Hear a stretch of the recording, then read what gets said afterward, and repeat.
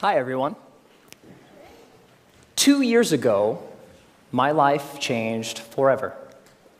My wife, Kelsey, and I welcomed our daughter, Leela, into the world.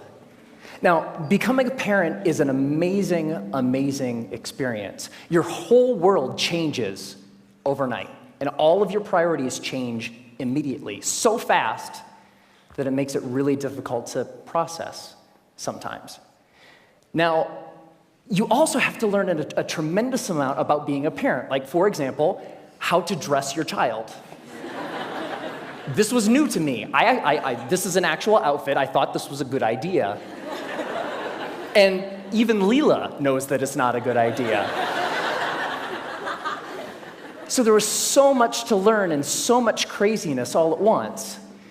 And to add to the craziness, Kelsey and I both work from home. We're entrepreneurs. We run our own businesses. So Kelsey is develops courses online for yoga teachers. I'm an author. And so I'm working from home. Kelsey's working from home. We have an infant, and we're trying to make sure that everything gets done that needs done. And life is really, really, really busy. And a couple weeks into this amazing experience, when the sleep deprivation really kicked in, like around week 8, I had this thought, and it was the same thought that parents across the ages, internationally, everybody has had this thought, which is, I am never going to have free time ever again. And somebody said it's true. Yeah, it's not exactly true, but it feels really, really true in that moment. And this was really disconcerting to me, because one of the things that I enjoy more than anything else is learning new things. Getting curious about something and diving in and fiddling around and learning through trial and error and eventually becoming pretty good at something. And without this free time, I didn't know how I was ever going to do that ever again. And so I'm a big geek. I want to keep learning things. I want to keep growing. And so what I decided to do was go to the library and go to the bookstore and look at what research says about how we learn and how we learn quickly. And I read a bunch of books, I read a bunch of websites, and trying to answer this question: how long does it take to acquire a new skill? You know what I found? 10,000 hours. Anybody ever heard this? 10,000. It takes 10,000 hours. If you want to learn something new, if you want to be good at it, it's going to take 10,000 hours to get there. And I read this in book after book and website after website, and my mental experience of reading all of this stuff was like, no! I don't have time. I don't have 10,000 hours. I am never going to be able to learn anything new ever again. But that's not true. So 10,000 hours, just to give you a rough order of magnitude, 10,000 hours is a full-time job for 5 years. That's a long time. And we've all had the experience of learning something new, and it didn't take us anywhere close to that amount of time, right? So what's up? There's something kind of funky going on here. What the research says and what we expect and have experiences, they don't match up. And what I found, here's the wrinkle. The 10,000-hour rule came out of studies of expert-level performance. There was a professor at Florida State University. His name is K. Anders Ericsson. He's the originator of the 10,000-hour rule. And where that came from is he studied professional athletes, world-class musicians, chess grandmasters, all of these ultra-competitive folks in ultra-high-performing fields, and he tried to figure out how long does it take to get to the top of those kinds of fields. And what he found is the more deliberate practice, the more time that those individuals spent practicing the elements, whatever it is that they do, the more time you spend, the better you get. And the folks at the tippy top of their fields put in around 10,000 hours of practice. Now, we were talking about the game of telephone a little bit earlier. Here's what happened. An author by the name of Malcolm Gladwell wrote a book in 2007 called Outliers, the Story of Success. And the centerpiece of that book was the 10,000-hour rule. Practice a lot, practice well, and you will do extremely well. You'll reach the top of your field. So the message, what Dr. Erickson was actually saying is, it takes 10,000 hours to get to the top of an ultra-competitive field in a very narrow subject. That's what that means. But here's what happened. Ever since Outliers came out, immediately came out, reached the top of the bestseller list, stayed there for 3 solid months. All of a sudden, the 10,000-hour rule was everywhere.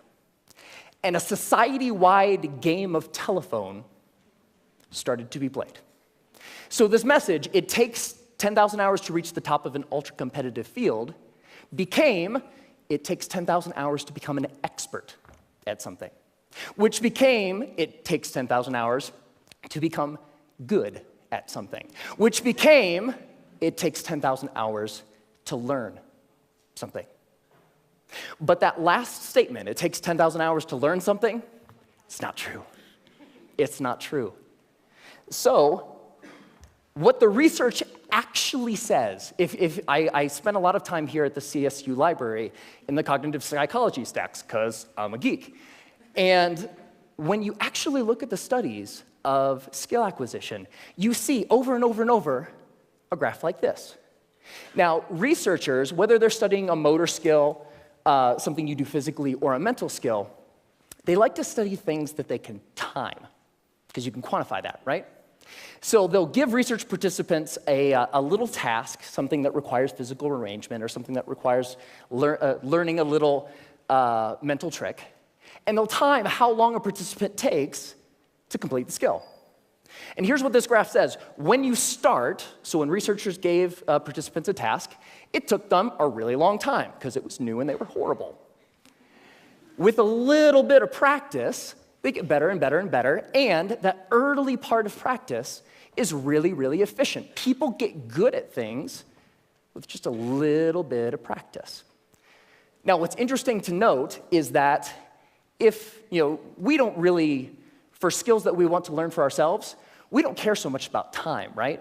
We just care about how good we are, whatever good happens to mean.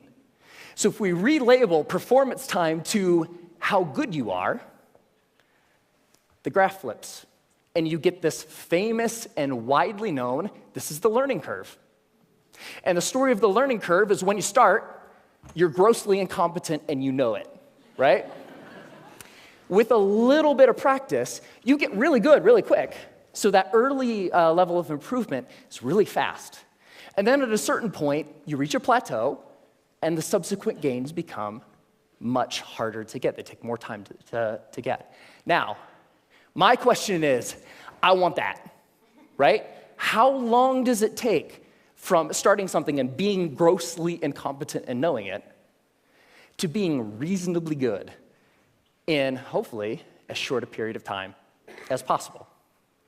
So, how long does that take? Here's what my research says. 20 hours. That's it. You can go from knowing nothing about any skill that you can think of.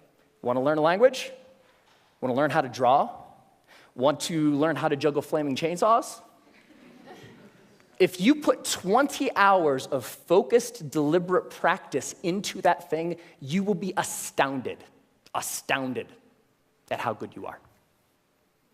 20 hours is doable. That's about 45 minutes a day for about a month, even skipping a couple days here and there.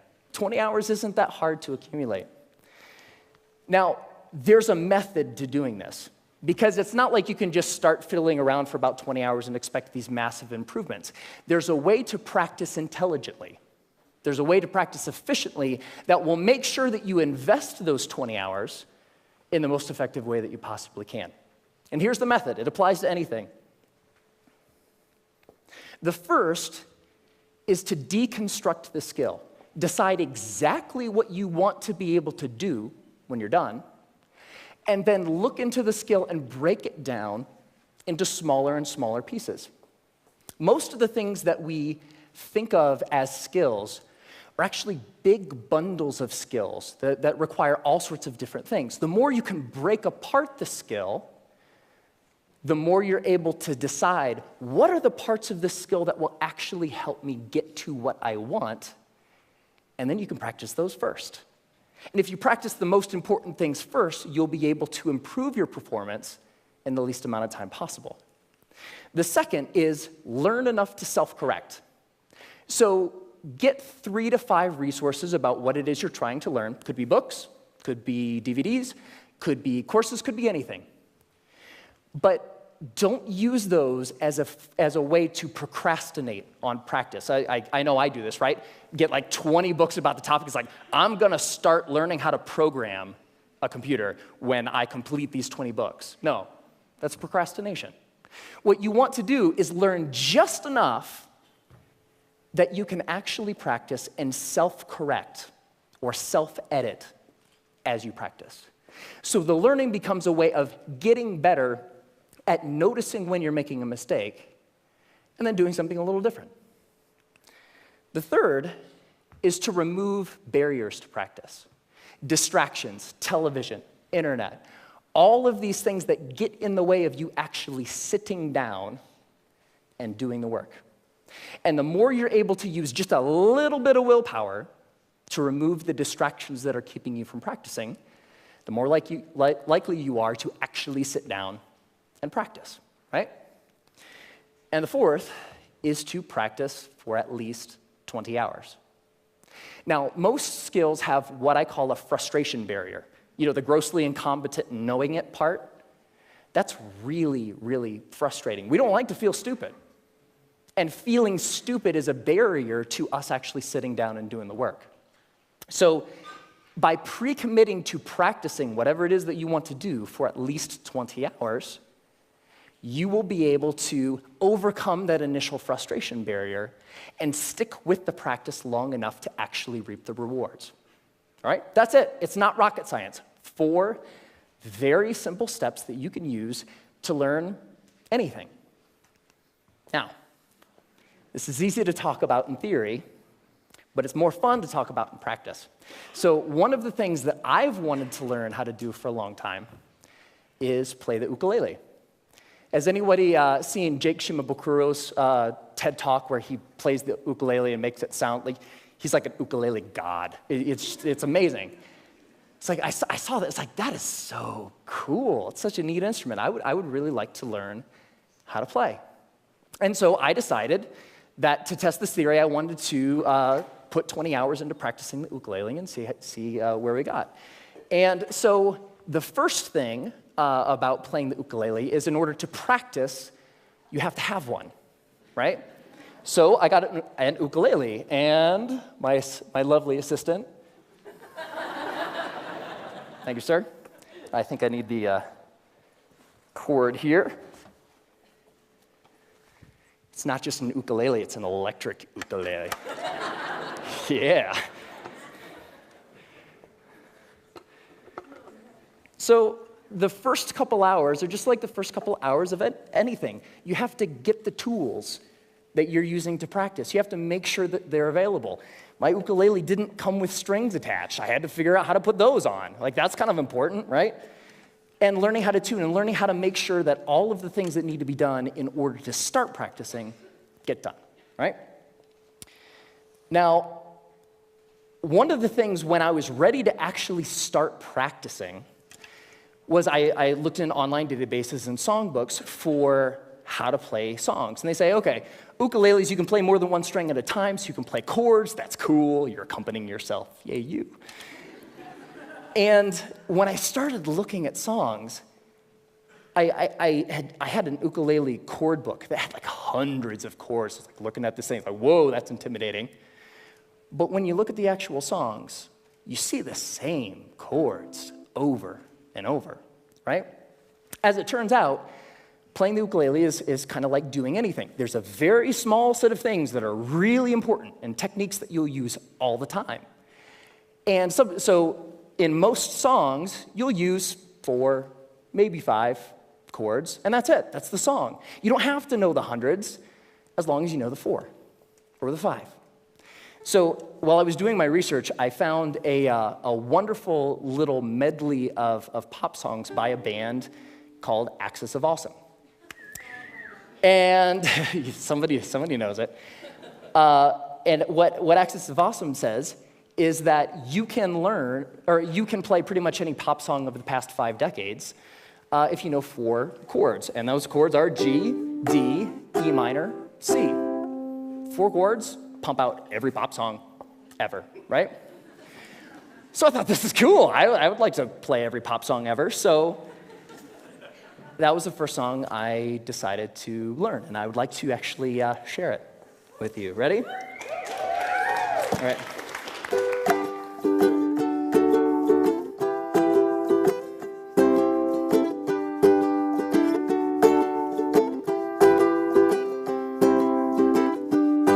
Just a small town girl living in a lonely world. She took the midnight train going anywhere. I heard that you settled down, that you found a girl, that you're married now. Every night in my dreams I see you, I feel you. That is how I know we'll go on. I won't hesitate no more, it cannot wait, I'm yours. 'Cause you are amazing, we did amazing things. If I could, then I would. I'd go wherever you will. And can you feel the love tonight? Can I live with or without you? When I find myself in times of trouble, Mother Mary comes to me. Sometimes I feel like I don't have a partner. No woman, no cry, mama, this surely is a dream. I come from London under. Once a jolly swag man camped by a billabong. Hey, I just met you, and this is crazy, but here's my number, so call me. Hey, sexy lady, whoop, whoop, whoop, whoop, whoop 'em Gangnam Style. Time to say goodbye. Closing time. Every new beginning comes from some other beginning's end.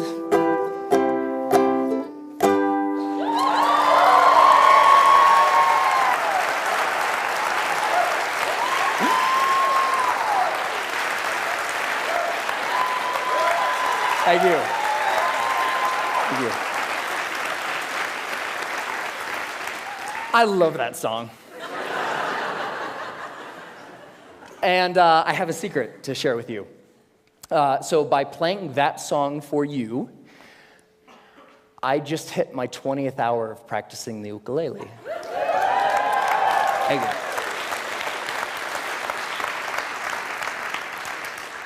And so it's amazing, pretty much anything that you can think of.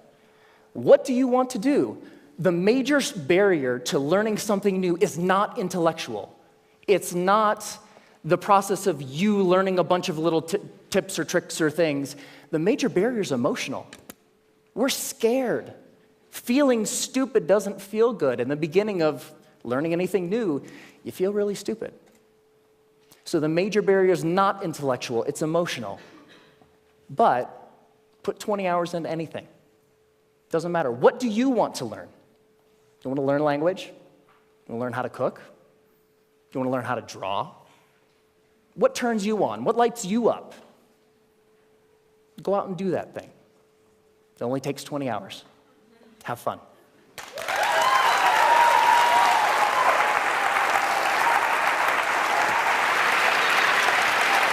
Great job.